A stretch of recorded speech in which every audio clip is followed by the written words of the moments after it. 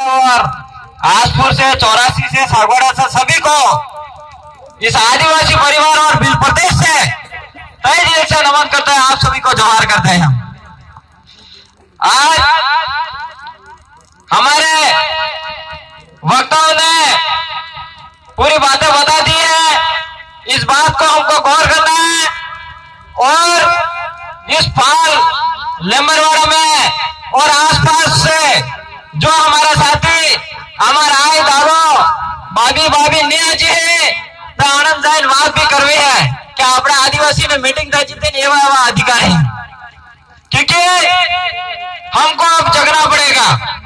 हमारे आदिवासी के नेता लोग जो राजनीतिक में गैर आदिवासी गुलाम करने वाले कहते थे कि आदिवासी कभी एक नहीं हो सकता है, जब एक होना डेढ़ का बेग करो हम आदिवासी रही, ठीक है न करिए। लेकिन आज मैं इन गैर आदिवासी नेताओं को कहना चाहूंगा कि ये आदिवासी अब एक हो गया है। अब आदिवासी एक हो गया है।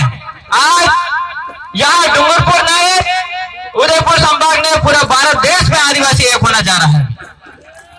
और ये सिर्फ टेलर है, पिक्चर तो अभी और बांटने बाकी है, क्योंकि हमारे विधानसभा में 2 एमएलए पहुंच चुके हैं। अब लड़ाई हमारी दिल्ली के लिए है और उस नरेंद्र मोदी के लिए बदला लेना है हमको, जो हमारा आदिवासियों की जमीन खा रहा है वो। क्योंकि अब आदिवासियों को एक होने की जरूरत है। अब हमें कांग्रेस और बीजेपी के झंडे पकड़ना छोड़ने पड़ेंगे। कहीं कहीं हमारी ताकतों को इसी तरह से खत्म किया गया, अलग अलग किसी के संगठन के मार्फत से, किसी के राजनीतिक के संगठन के मार्फत से। आज जो हमारे पास राजनीतिक संगठन है वो एक पार्टी नहीं, एक आदिवासी का, आदिवासी परिवार का भाग है, यही मानना है। क्योंकि आज ये 2 एमएलए बने हैं, ये उन्हीं की मेहरबानी है और मैं तीसरी पोजीशन था, वो भी आपकी मेहरबानी थी। और आज की तारीख में आप सब एमएलए मानता हूं और एमएलए मैं भी मानता हूं, क्योंकि बेणेश्वर मेले में हम 3 दिन रहे, लेकिन 3 दिन से 4 दिन रहे, लेकिन एक दिन भी हमारा एमएलए जो गोपीचंद मीणा नहीं आया। वो इसलिए नहीं आया कि वहां पे बीटीपी के उमेश तो वो खड़े हैं इसलिए, और गलती से प्रधान था तो एक दिन फंस गया, जिसके वीडियो देख के गोपीचंद भी आने के लिए तैयार नहीं वहां पे। तो हमारे नेता प्रतिनिधि ऐसे हैं जो वहां पे बेणेश्वर में राजपूत रसीदे काट रहा था, उसको रोकने के लिए हमने वहां पे हंगामा खड़ा कर दिया था, तो वो देख के वहां पे आने के लिए तैयार नहीं। तो मैं चाहता हूं आप सभी से, जिसने नहीं सपोर्ट किया है तो कृपया करके ऐसे नेताओं को सपोर्ट नहीं करिए। हमारे समाज को हमारे लिए नहीं लड़ सकता, ऐसे नेताओं को बनाने से क्या मतलब है। इसलिए और जो हमारे आदिवासी के हक अधिकार जो मिले हैं वो ऐसे ही नहीं मिले हैं। हमारे बाप दादे पुरखे जब लड़े हैं तब जाके हमारे आदिवासियों को ये आरक्षण मिला है। जिस दिन आदिवासियों के पास पहनने के लिए कपड़े नहीं थे, खाने के लिए भोजन नहीं था, उस समय का संघर्ष था। आज हमारे एक देवता के रूप में मानते हैं आप और दादा को, उनके आंखों में आंसू गिर गए, लेकिन ये दुख की बात है। आज जब इतना बीमार होने के बावजूद भी इतना संघर्ष कर रहे हैं, कांति में भी बीमार था, कई सारे बीमार, इतने संघर्ष करने के बाद भी हम आदिवासी एक नहीं होते हैं, तो हमको तालाब में जाकर डूब के मर जाना चाहिए, इससे बेस्ट हो।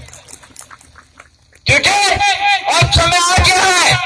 आज तक राजनीतिक पार्टी वाले कहते थे कि आज तक किसी की बाप की ताकत में आरक्षण काट सकते हैं, आपके नौकरों के सामने 10% आरक्षण भेज दिया, क्यों साइलेंट बैठो तुम?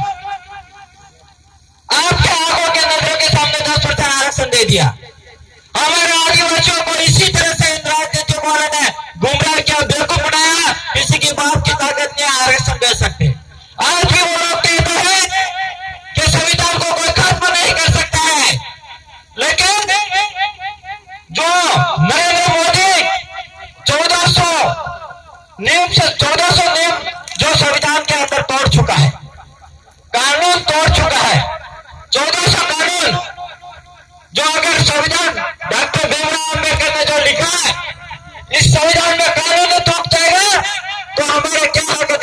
रहेगा। इसलिए मैं ज्यादा समय नहीं लूंगा। हमारे वक्ता भी है, बब्बर शेर के नाम से जाने जाते हैं। और मैं सबसे बड़ी खुशी ये देना चाहूंगा, विधानसभा में जीत के तो नहीं गया, लेकिन 2 एमएलए के साथ जरूर किया था। लेकिन इस 200 एमएलए में से इन 2 बब्बर शेर की आवाज बुलंद थी। सबसे बड़ी खुशी हमको वहां पे होती। मैं भी दर्शक के रूप में ऊपर बैठा था, 200 एमएलए पे निगरानी थी, और वही 200 में से 2 ही बब्बर शेर आ रहे थे आवाज बुलंद करने के लिए। उनके लिए मैं भी तहे दिल से जोर करूंगा, क्योंकि इसी तरह से विधानसभा को आवाज उठाते रहो। और समय आता हुआ तो अगर टेबल कुर्सियां भी उखाड़ के फेंकनी पड़े, फेंक डालो, हम आपके साथ हैं। जय जवान, जय आदिवासी, जय वीर प्रदेश। अरे गोपी, जय जवान।